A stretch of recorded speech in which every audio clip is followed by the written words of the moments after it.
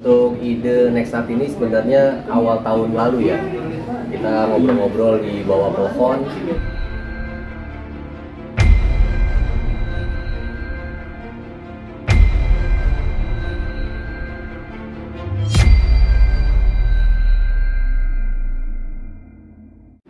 Ya, di belakangnya ada ayam mentari, ayam mutiara.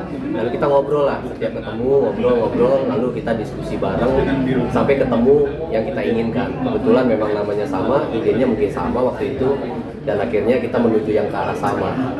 Dan akhirnya kita membuat satu buah agregator. Pada saat itu belum jadi perusahaan, masih sebatas wacana. Nah, setelahnya itu baru kita mulai ngobrolin teknis sampai terciptanya satu perusahaan atau wadah distributor musik digital yang bernama Nextart 2020 pertengahan, dan akhirnya soft launchingnya di bulan Desember tahun lalu. Apa yang sulit Mas ketika membangun pertama kali ini untuk sampai sekarang gitu? Yang sulit itu adalah membangun persepsi antara kita di internal, itu sangat sulit ya. Jadi kita istilahnya karena juga sama-sama dari nol kan, kita bagaimana caranya membuat ini supaya transparan, dan sistem IT-nya juga sulit. Jadi nggak semudah yang apa yang kita kira. Ketika kita masuk ke dunia IT-nya, ternyata banyak sekali yang kita harus sesuaikan, karena kita memang distributor musik digital ini yang direct langsung keluar. Jadi kita bukan agen yang sub-agen kemana-mana, atau kita masukin lagi daftar ke sebuah agregator lain, bukan. Tapi kita benar-benar agregator murni yang semuanya direct, dan kita punya sistem sendiri. Dari mulai sistem royalti, sistem pembayaran, lalu sistem analitiknya, sistem manajemennya, dan sampai ke sistem withdraw-nya. Jadi semua itu sistem kita bangun dari nol. Berbedanya seperti apa sih dengan agregator lain? Tentunya berbedanya adalah salah satu yang paling kita utamakan adalah transparansi. Memang sebagian lain bahwa transparansi juga sih, tapi kita transparansi di sini adalah kita benar-benar buka dari awal, dari sistem, misalnya sistem pembayaran atau sistem royaltinya. Dan banyak yang tidak kita memang bukain semua, tidak ada yang dihiddenkan atau disembunyikan. Mulai dari pemotongan pajaknya, mulai dari pemotongan antar bank, sampai mendapatkan royaltinya bagaimana, withdrawnya berapa minimumnya. Kalau kita di $30 kita udah bisa ambil, dan itu semua kita transparansikan. Karena kita tidak mau nanti user atau produser musik atau musisi atau artis kok pendapatannya hanya sekian, padahal hasil withdrawnya sekian gitu. Nah, ini kenapa? Nah, itu yang kita nggak mau. Jadi kita benar-benar buka di awal bahwa hasil royalti ini karena ini, karena ini, karena ini. Jadi ada semuanya jelas.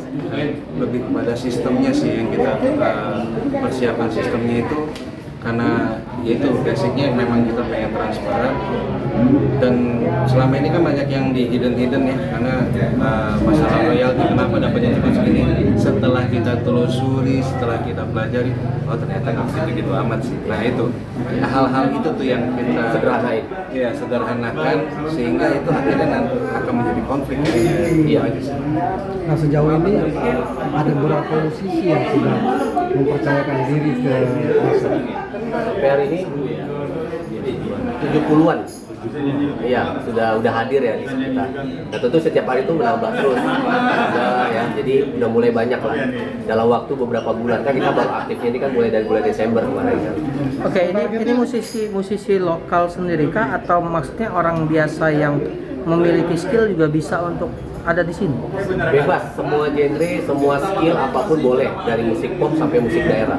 Cuma target utamanya Nextart ini adalah musik daerah, atau world music, atau musik tradisional, atau etnik. Itu yang kita utamakan dulu, sehingga teman-teman musisi daerah ini bisa berkarya yang jelas, wadahnya jelas, hasil royaltinya jelas, sistem analitiknya jelas, jadi mereka juga senang.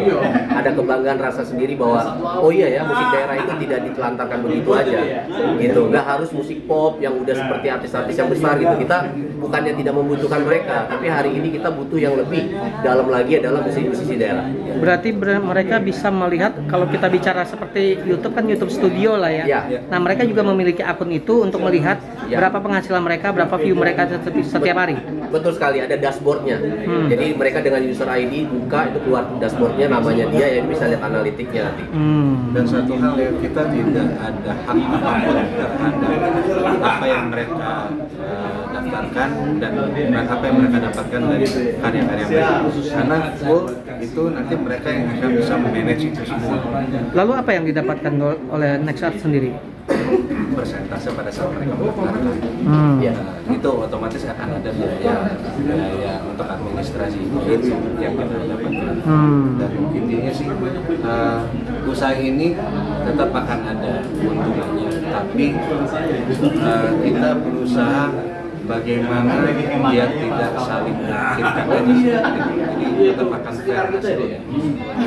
Nah, untuk kerjasama dengan DSP lain kan ada tadi 150-an kira-kira. 150. Itu sulit nggak Mas untuk ngajak kerjasama mereka? Ya lumayan sih, karena kalau dibuka istilah dapurnya itu memang sulit sekali, karena kita harus coding, kita harus masukin sistem antara sistem internal kita sama sistem mereka kan harus disinkronkan. Nah ini butuh waktu yang lama, berbulan-bulan untuk bisa sinkron, makanya nggak gampang untuk membuat sebuah agregator sebenarnya. Sedikit info aja, kita 6 bulan kita tidak direspon. Maksudnya pada saat kita ingin membuat agregator itu sempat mereka tidak merespon kita, dalam artian mereka pikir adalah kita bercanda gitu sih. Bercanda banget katanya, di semua negara bikin agregator gitu. Apalagi mereka tahu ini dari Indonesia dan Asia. Sampai saat ini baru kita yang membuat agregator murni yang bisa menjembatani ke. Nah, persiapan infrastruktur sendiri bagaimana Mas? Infrastruktur ya di kita di internal ya memang jauh-jauh hari kita sudah berdebat panjang lebar tentang infrastruktur, karena itu kekuatan kita. Alhamdulillah infrastrukturnya sudah siap dari semua tim, dari semua lini, dari semua divisi, dari semua manajemen di top level sampai yang di bawah kita udah berstruktur. Jadi sehingga perusahaan ini memang sudah jelas, badan hukumnya, NIB-nya jelas, semua aktenya jelas gitu. Jadi kita juga siap tempur gitu. Jadi secara struktur kita udah siapkan. Infrastruktur apalagi, terutama IT, karena ini memang di bidang IT, tentu infrastruktur yang utama adalah IT kita udah siapkan. Mungkin ada target ke depan, misalnya next ini tahun depan harus sekian musisi atau gimana Mas? Kalau target ada terus, karena demi kelangsungan semua musisi ya, karena ya, yang seperti yang terjadi saat ini kan masalah royalti khususnya itu kan belum jelas. Makanya target itu harus berjalan sehingga nanti kemaslahatan dari semua musisi dan kelangsungan hidup para musisi juga bisa berjalan juga. Target kita akan tetap ada, dan tahun depan ini kita akan membuat apa yang kita buat atau apa yang kita buat, makanya nanti kita akan ada di project dengan Mas Hendro, insya Allah nggak ada halangannya, tidak ada apapun ya, tengah tahun ini harusnya sudah ready. Jadi ada Ya sama platform digital udah berapa banyak Mas? Jadinya nanti yang ada di sini.